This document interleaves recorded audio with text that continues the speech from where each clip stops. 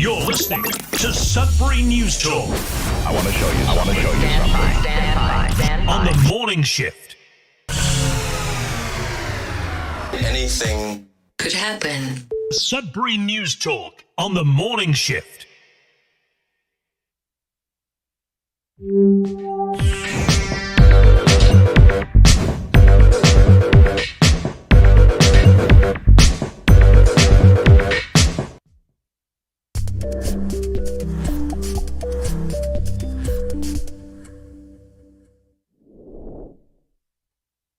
All right, everyone. Welcome to Sudbury News Talk on the morning shift. I'm AJ Walsh. Glad to be here with you. Thankful that you're here with us. Hope you had a great weekend. The weather was fantastic, and you couldn't ask for better for sunshine and for temperature. That's for sure. So I hope you had a great weekend. I know I did. It was busy. It went really quickly. When you're busy, it does that, and so hope you had a great weekend. I know there's a lot to talk about that happened over the weekend. Craft Hockeyville, which was supposed to take place in Elliott Lake, which took place in Sudbury, which, all of the highlights and things from the game, which was televised, half the time you would think it was in Elliott Lake because they kept saying Elliott Lake all the time. And just every once in a while they would say, actually, it's in Sudbury. But other than that, we'll have what happened there, the score between the Pittsburgh Penguins and the Ottawa Senators in their preseason game to celebrate Craft Hockeyville, which was supposed to be in Elliott Lake, but due to their arena not being ready, we had it take place right here in Greater Sudbury. And also, we'll talk about what it is today. It is National Truth and Reconciliation Day, and so things to do with that. We'll talk about where we're at. Are we on the right track in terms of truth and reconciliation? What does it mean to you? What does it mean to Canada, North America? We will be having David Taylor on the show. Not today. He's currently in Germany. Not saying he couldn't have joined the show from Germany, but he'll be back in town in a few weeks, and so he'll be a regular contributor to the show, and he's got his finger on the pulse in terms of things talking about truth and reconciliation. Obviously, he's Chief Mitiga, and he's very involved in helping with land claims and different disputes in the courts on many levels. And so we'll have his view on things like that. So I can only speak so much out of my own experience. So we're currently live on CKLU 96.7 FM. We're also streaming live at cklu.ca as usual. You just have to click on the Radio Player Canada app and you can stream us. If you download it, you can take us with you and listen to us anywhere, anytime on your favorite device.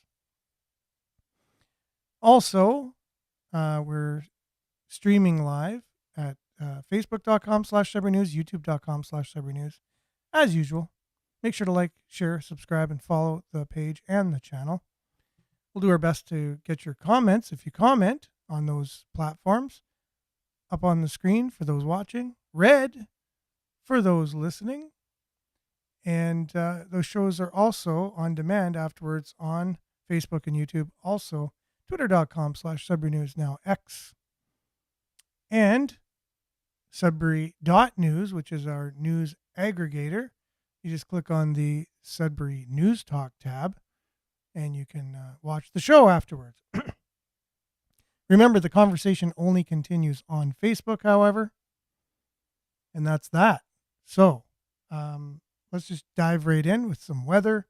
Then we'll get to some news headlines with your comments, some check-ins, and have a conversation this morning on what is the news that affects us each and every day, from our local news and news that affects us abroad as well, things that everyone can relate to.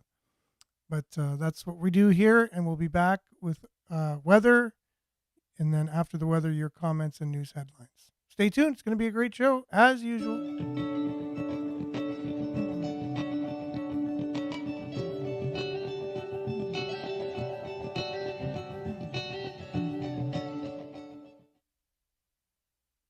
And your Sudbury news brought to you by sudburyweather.ca.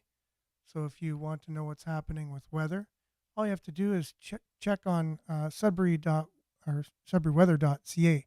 It lands on our sudbury.news Facebook page. Just refreshing some of our pages here to see if we can get a more recent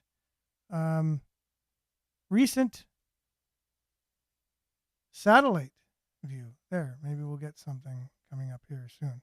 I'll refresh this as well and see what's happening. Currently, it's 9 degrees out there, mainly clear. Today, mix of sun and cloud, clearing this morning, high of 21. UV index will be 5 or moderate. Tonight, clear, increasing cloudiness overnight, low of 11.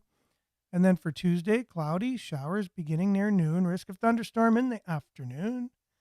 Local amount 10 to 15 centimeters as we get a little bit more rain, becoming 30 kilometers, the wind that is, in the morning, so moderate. And then high of 18 tomorrow, the UV index will be 2 or low. So again, a little bit chance of showers, the high of 18 tomorrow. Same thing, 30% chance of showers, high of 14 on Wednesday, 16 and cloudy on Thursday, 13 and cloudy on Friday, and then a little mix of sun and cloud on Saturday with a high of 14, cloudy, 13 on Sunday. So,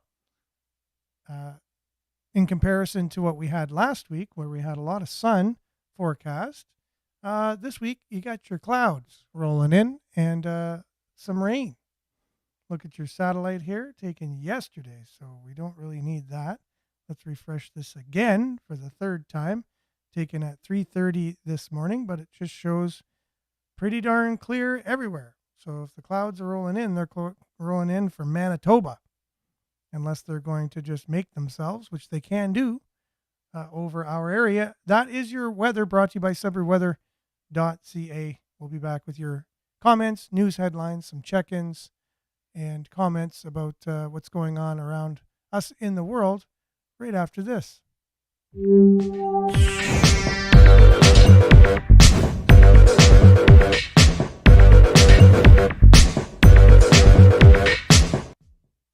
Okay, so I hope everyone's having a great morning this morning.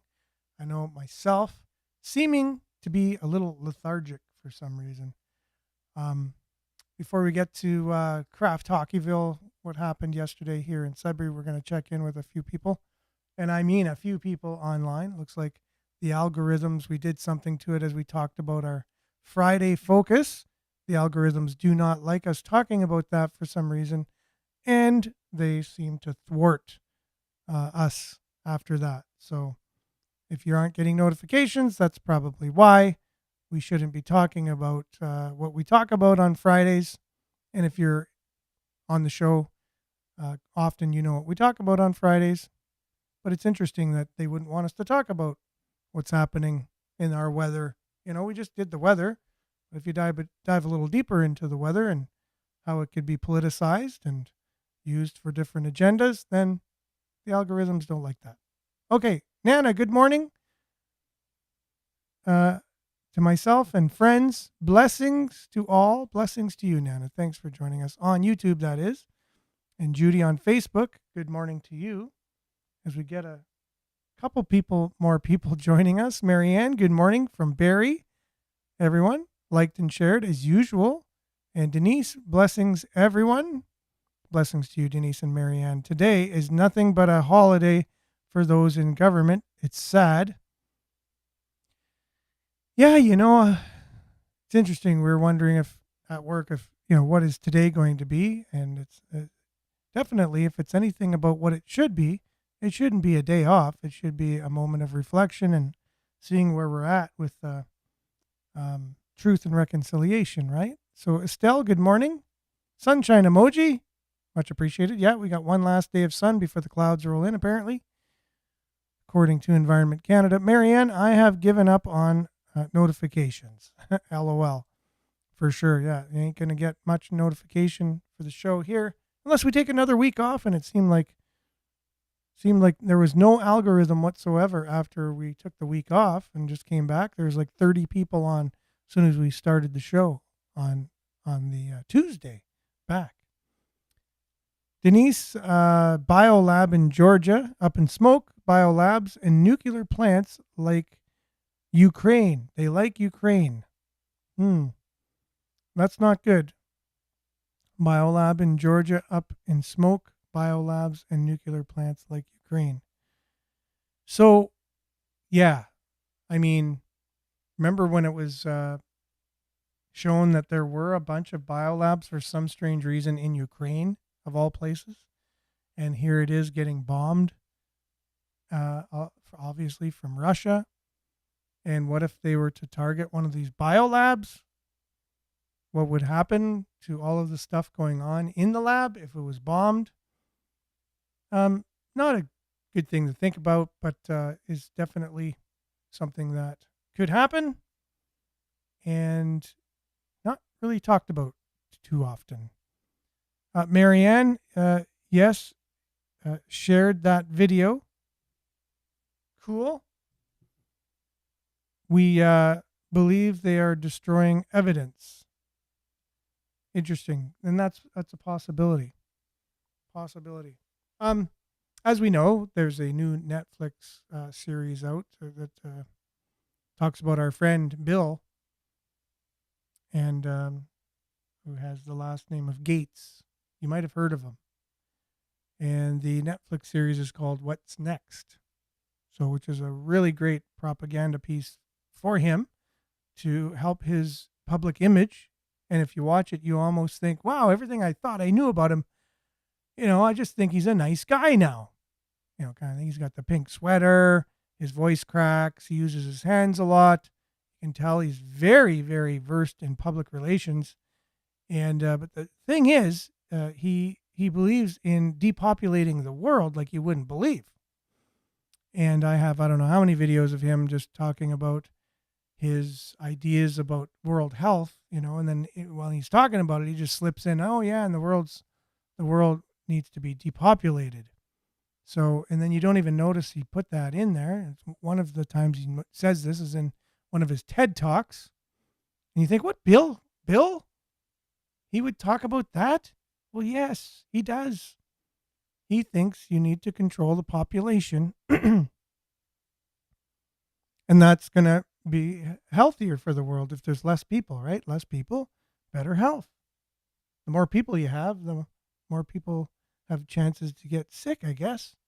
I don't know. But yeah, he's definitely comes from a family of people who believe in eugenics and depopulating the world. And so it's not like he came up with it himself. He was taught it through his family, and just like a lot of us are taught things from our families. But if you get a chance to watch it, yeah, it's just it's what it leaves out that makes you wonder.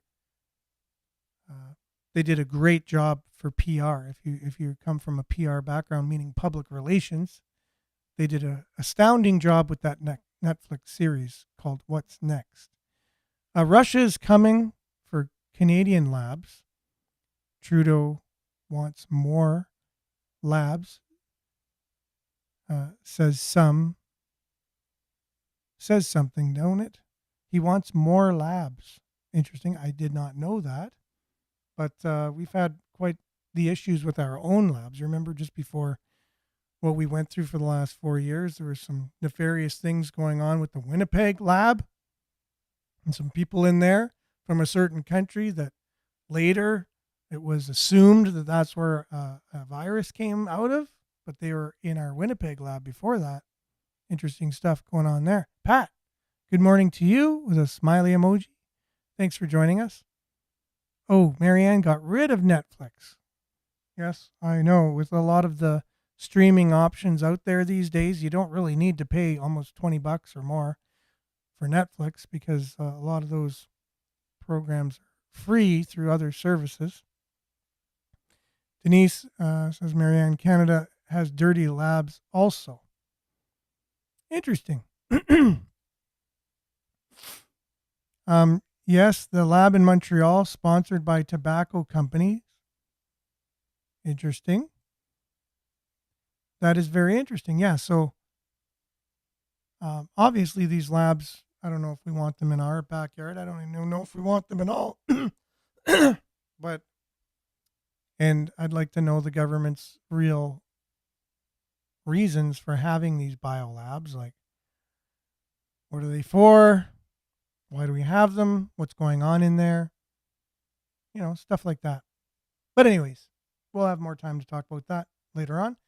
Today, we'll check in on some of the news headlines that happened yesterday. Packed crowd. This is coming from Sudbury.com. Packed crowd cheers for NHL teams during Sudbury match. And that's interesting. It's not too often you hear of a hockey game referred to as a match. But I guess if technically speaking, it is a match. Reflecting on the warm reception he received in Sudbury earlier in the day, Sidney Crosby told journalists that it meant a lot. To be still playing and to get that kind of support means a lot, the Pittsburgh Penguins player said at the Sudbury Community Arena on Sunday following his team's preseason NHL game against the Ottawa Senators earlier in the day. Groups of kids were heard cheering his name outside the arena, while both while he signed autographs during a red carpet event and prior to the bus arriving. That's something that sticks with you and was a great welcome, and I appreciate the hospitality, Crosby said. The name of the venue to host the NHL game isn't a typo. The NHL game was held at the downtown Sudbury Arena for a special preseason game as part of the annual Kraft Hockeyville competition to host games in non-NHL hosting locations. So yeah, if you had a chance to see the game, I believe it was 5-2, something like that, 5-3 game where the Pittsburgh Penguins defeated the Ottawa Senators. The coach of the Ottawa Senators was not very happy. He was being asked questions about, well, what do you think about, the NHL game being here and not an NHL market and whatever. You can just tell he was kind of peeved. Travis Green, who was the coach of the Vancouver Canucks for some years, and they just weren't good when he was the coach. And then all of a sudden they changed their coach, and Vancouver was one of the best teams last year. So I don't know if he's carrying that monkey on his back, and if Ottawa can't start being a winning team, they might think it's the coaching, but we're not sure on that. If you're not following sports, it doesn't even matter anyways. But that game took place here in Sudbury yesterday. But Elliott Lake were the winners of Kraft Hockeyville, right? And their arena just wasn't ready at the time, so they weren't able to host it.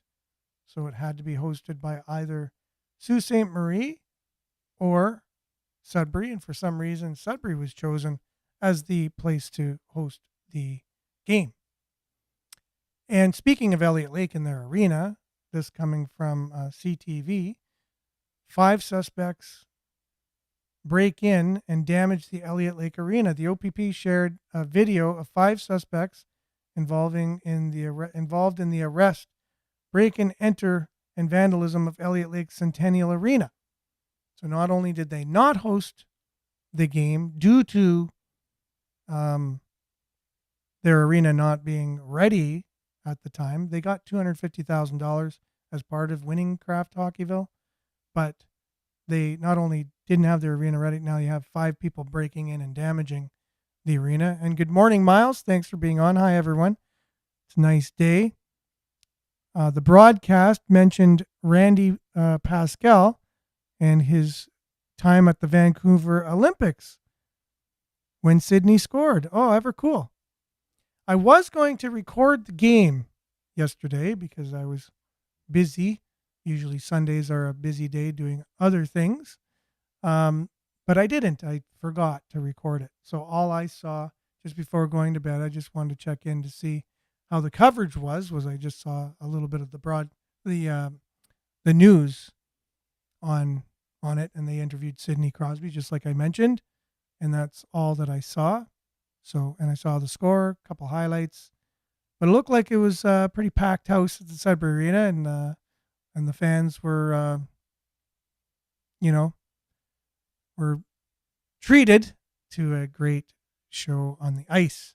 I had a friend of mine send me a picture of Crosby's jersey showing that, look, Crosby's here, because I wasn't sure if Sydney would show up just because it's the preseason game. It's in Sudbury. Why? He doesn't have to. It just shows what a great athlete he is and great person to be able to do that.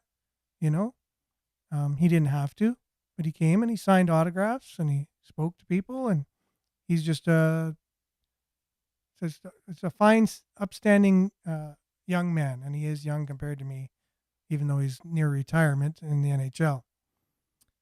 So Marianne says people need to ask how the teams afford those salaries. It's the oligarchs that live in Canada that own them. True. Now, compared to other sports, though, it's laughable, even though their salaries are quite large compared to everyday average Canadians. They're in the millions. They are very low compared to other sports like basketball, baseball. If you look at baseball, way, way, way more than them. And compared to football, I mean, it's just like a drop in the bucket. So you got football, which has the largest salaries for team sports. Then you got baseball second, and then you got basketball, and then hockey's way lower than those sports. But yeah, no, even if you look at hockey, which is the lowest paid of the team sports, professional team sports, out of those four, it's a lot more than what you and I are getting paid. I can guarantee you that. So it is the way it is in our culture, and there's not much we can do about it. And speaking of culture, what the heck's going on in our in Ottawa these days with the kind of spending they're doing? I just don't understand it. So if we think of like Truth and Reconciliation today, it is crazy that we have communities without clean drinking water. We have the problems that we have in a lot of Indigenous communities with drug abuse and abuse, period. And given what they had to go through with the, just residential schools being one aspect of what they've had to go through as a people for the last few hundred years. A lot of the scars that their communities bear, and they become generational because you have people that are trying to heal from things that have happened. And again, just to put this in perspective, I was talking to a friend of mine the other day about this. And so if you just try to put yourself in the same shoes as what, today being Truth and Reconciliation Day, right? If you put yourself in the shoes of, let's say, an Indigenous family, 50 years ago, let's say, and all the way up until more recent than that. But you're sitting there having dinner, and all of a sudden there's a knock at your door, and it's a government official of some kind saying, your children have to come with us. And you're like, no, I think our children just need to stay right here. Thank you. And they're like, no, it's illegal for you to keep your children because your children need to be in school. And they don't have a choice, and their children are just taken away from them. So you can imagine you sitting there at dinner with your children, knock at the door, government official comes and says, We're taking your children from you. And you don't see them for I don't know how long after. And some Indigenous families never saw their children after. Some did. Some it was more just kind of like there's a residential school close by and they had to go. They did, and they were able to see their families. Some were taken from their families and totally displaced and taken thousands of miles away. So it depended. And that's not the only time this happened, was just with residential schools. There were other times when government officials took children away from their parents in Indigenous communities. And they had their reasons at the time for whatever, they would have told the media, whatever, and this is because of this, that, and the other. But it boils down to the fact of you can imagine just having your children just taken away from you for whatever reason. Like, what are the reasons? Are they, like, how legit could they be? So, and then, whether, and then there were alleged abuses taking place in these schools. Imagine children that don't have advocates for them, meaning their parents, to know what they're going through at these schools. Your child comes home from school sometime and says, Mom, there's a bully at school, and you go to the principal and you're like, hey, my child's being bullied. You're an advocate for your own child. You can work with the teachers and the principals and things for your child's education and deal with things that are going on that your children are struggling with, being an advocate. But in this case, they couldn't be an advocate because they weren't able to speak with the powers that be in the schools. And so their children were vulnerable to whatever was going to happen. And a lot of times, as we've seen with different religious institutions that had things happen where there was sexual abuse that took place. And so over time, when these things accumulate and happen to many, many, many people, then they go back into their communities afterwards with these scars and then have to live their lives. And while they're trying to heal, they're trying to, they don't necessarily heal in positive ways. And sometimes drugs and alcohol are used to ease the pain, and then the abuse continues through that person who is abused with their family, and then it becomes generational. And then you add that up with a whole community of people, and that's where we're at now. And things have been done. There's a lot of positive signs where things have been turning around, and there's a lot of really great people coming out of the Indigenous circles that are now the voice for them and able to try to rectify whatever, abuses and on a large scale or individual scale, whatever happened, trying to rectify things. But it doesn't happen overnight. And, but just going to show some of the, our government at the time, and maybe even still to this day, can be, blame can be put at their feet. Large religious institutions that also worked with the government, the blame can be laid at their feet as well.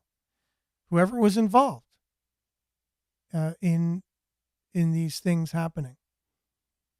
And it's time that we had a real conversation about it, not through our CBC, which all respect to them. They're trying to control the narrative about it. And it's only meant, I only see it dividing us further and not bringing us together, is we need to have a real conversation and continue to have a conversation about acknowledging what happened and not denying it or belittling it, right? Like really talking about it, not giving it to politicians or the news agencies that the politicians are paying for to run these conversations and put it in their hands. We need to have it on more local levels and have real truth by sharing our truth on both sides, or whatever sides, your side, and come to a table of sorts and discuss these things, and whether there are legal issues that need to be taken care of. If there are, they need to be, and there are, and they're being dealt with right now in the courts. There's many aspects of truth and reconciliation, and what does that even mean? It means different things to different people. And what it means to me is kind of what it says. To reconcile would mean to make up and to find common ground, to begin working together for a common goal, and not have to be pointing blame anymore. Like getting through something, reconciling it, comes through first acknowledging, and then discussing, and then planning the future of what the future looks like as we work together, as we are all one people when it boils down. People in general are one. We are all the same human beings, right? So we need to get back to that. We need to get back to knowing where we came from, who we are, where we're going, and realizing that we are one and that we're no different. And if there is an enemy, it's not us. It's a higher than us.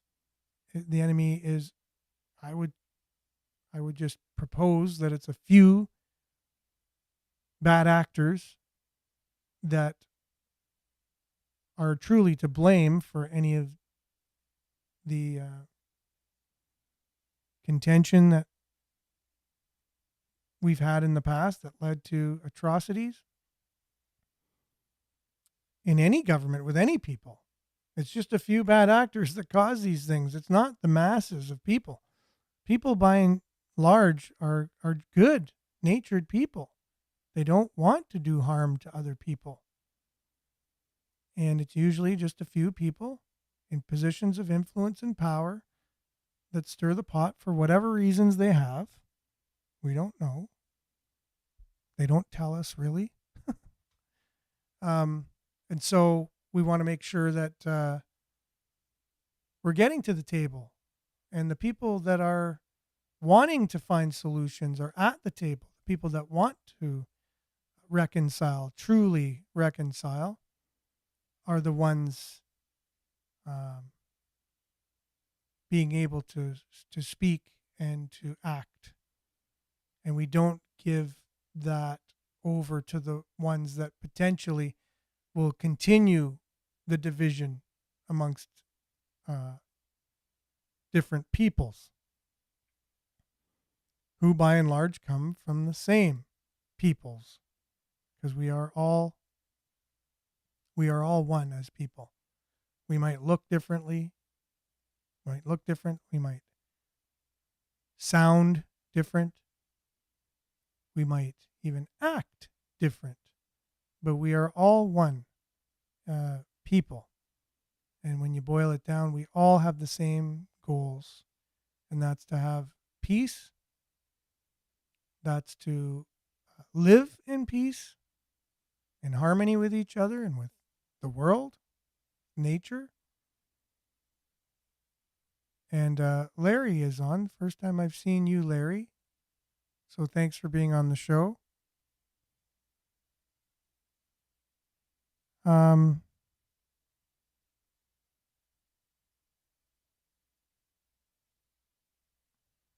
So nobody's asked how we'll be treating the massive, highly toxic glyphosate spill on native land and the long-term side effects. I heard they have taken the toxic soil to be treated in Sudbury, and how is going to be treated, placed in a waste landfill site. Hope the chief stays on the cleanup process. Well, thanks for being on, Larry. And yes, there you go. we'll need to be speaking of things like that more and more, and making sure that lands and people aren't being exploited, and make sure that the chiefs and the people have a voice and their voice is heard through media, right? So thanks for bringing that up, Larry, and thanks for being on the show. Really appreciate it. And Andrew, good morning to you as well. Truth and Reconciliation Day, for sure.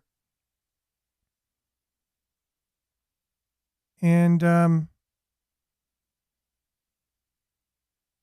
we just really want to give a shout out to anybody that's joining us or coming on for the first time. We're doing our best to get the comments up on the screen for those watching, for sure. And Monique, good morning to you. Smiley emoji, it looks like, or no, my eyes aren't the greatest this morning, but it's a sunshine emoji for sure. So thanks for chiming in, everybody. So yeah, no, it's an interesting conversation to have, because people generally are good. People are good. And those who try and tell you otherwise, you might have to ask yourself why they're saying what they're saying. Are you speaking to unite people, or are you speaking to divide people? Like, what is your goal? Like, what are you actually trying to accomplish? You'll see the power that's going to come with you uniting, with us being all one voice, all one, which is taking place. There's a movement to actually have true reconciliation, not the kind you hear in the media that's trying to be controlled by the government or controlled by the media. And we'll have Chief Mediga on the show shortly when he's back from his travels to speak on that very topic. Like I said, I only can speak from my heart and speak from what I know, and that is very limited in terms of what I do know, and having lived in Northern Ontario, having lived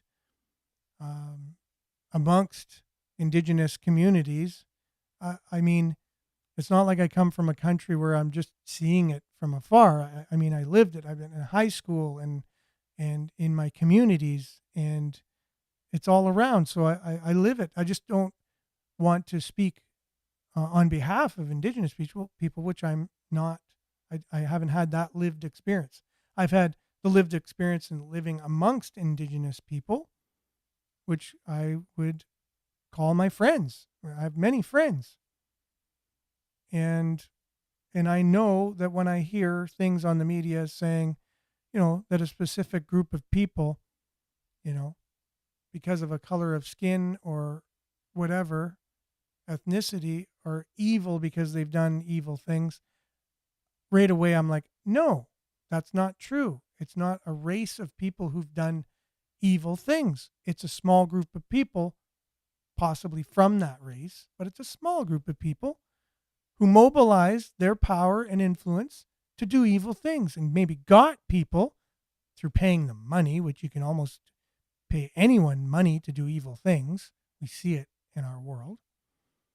So it wasn't a particular people that have done these atrocities. It was a small group of elite people, very few, handful of people that carried these things out, that actually thought, look, we're going to do this, and went out and did it. But they had the money, they had the power, to quote Scarface, Al Pacino in Scarface, and they had the influence and the means to be able to pull these things off. So when you start calling another race a perpetrator or whatever, you're just continuing the division. You're continuing that. And you're not coming to the table with solutions. You're coming to continue to divide.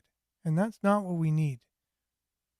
If you're hearing a story and at the end of the day, it's going to divide people more, know that that's not what we need.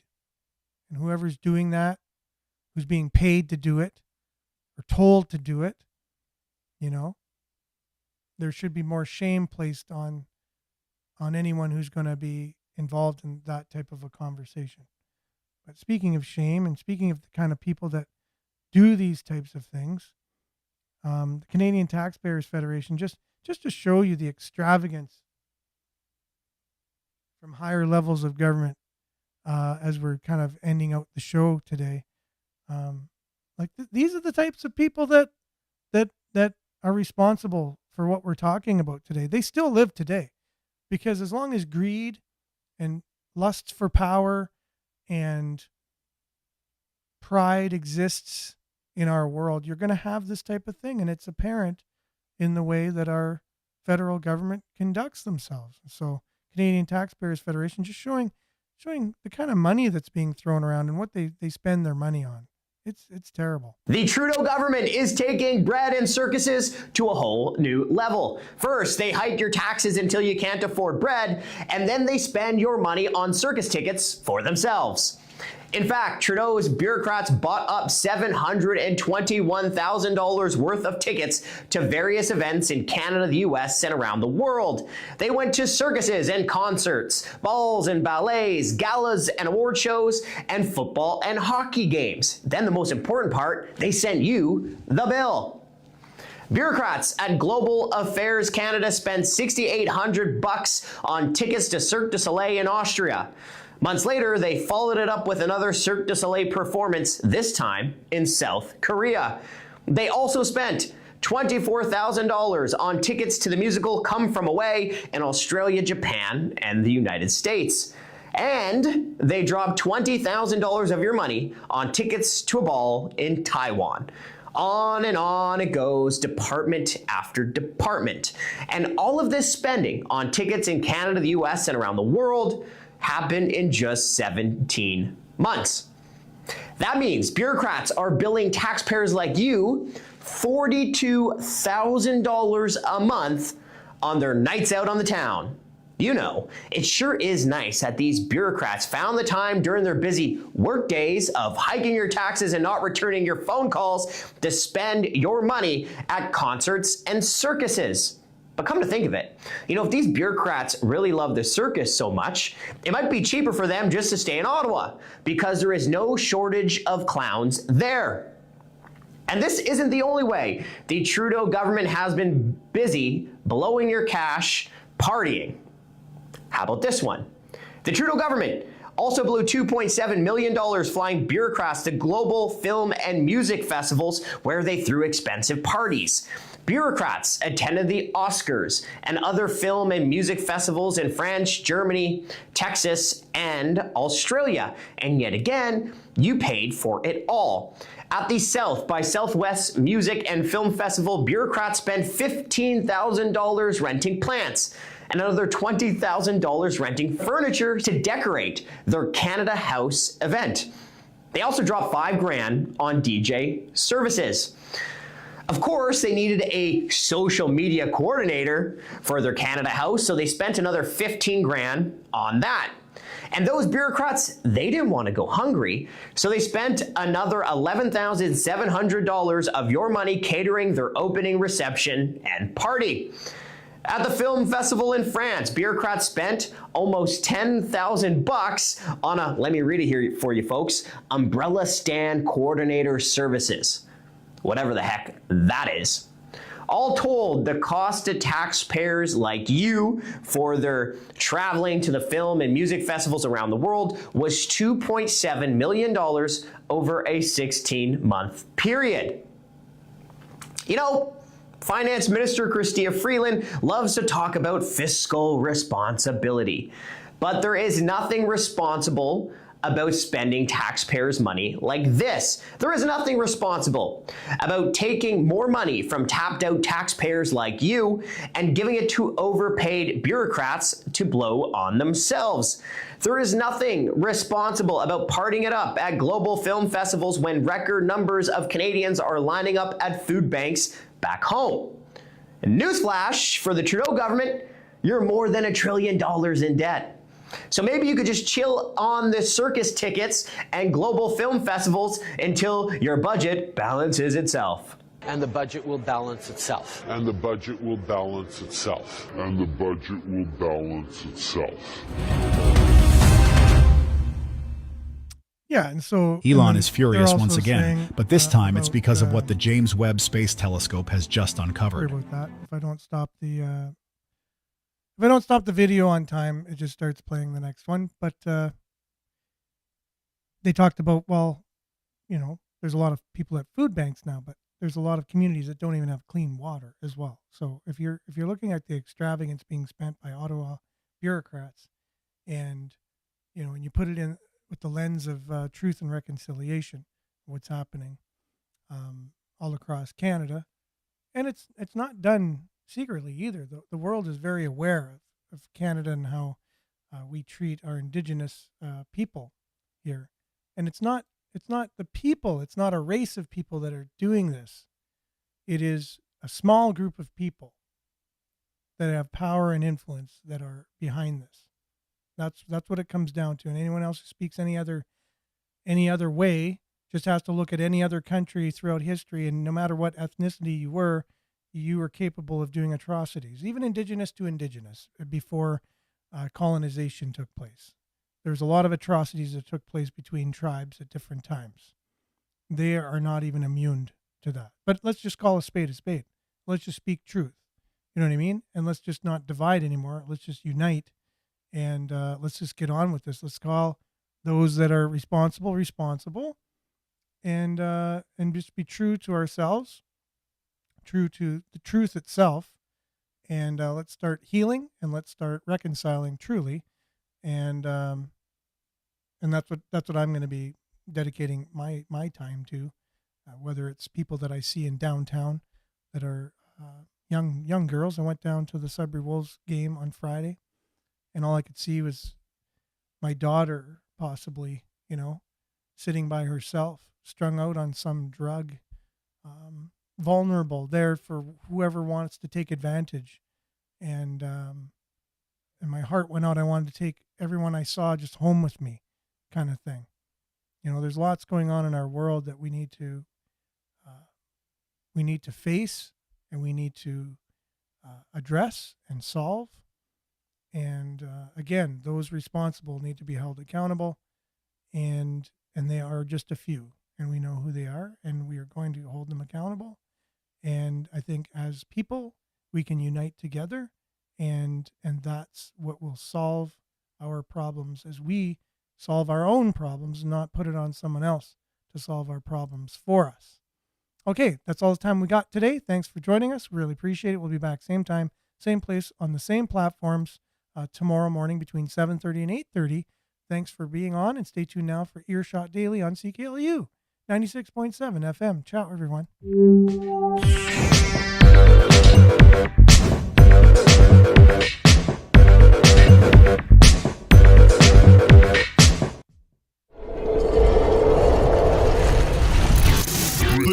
This is Sudbury News Talk on the morning shift.